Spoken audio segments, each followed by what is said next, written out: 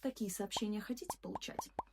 А столько клиентов в календаре заиметь? Все это делает один механизм психики, о котором маркетологи молчат. Он называется реактивное сопротивление, и Джек Брэм описал его еще в 1966. Психику невозможно переубедить в лоб. Чем сильнее давишь на убеждение, тем сильнее она упирается. Скажи трудоголику «отдыхай больше», станешь врагом. Скажи курильщику «бросай», и он закурит назло. А теперь смотри, как это применить в блоге, чтобы он приводил клиентов. Контент про то, что отдыхать это нормально, лайкают те, кто и так отдыхает. А вот трудоголик, для которого ты его писал, пролистнул.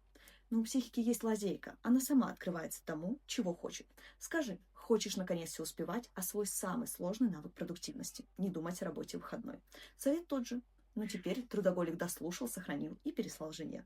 Одна единица контента, одна маленькая интервенция. 20 единиц контента, и он пишет, как вам записаться, сам не понимая, когда передумал. С какого убеждения начать именно тебе, покажет тест в описании.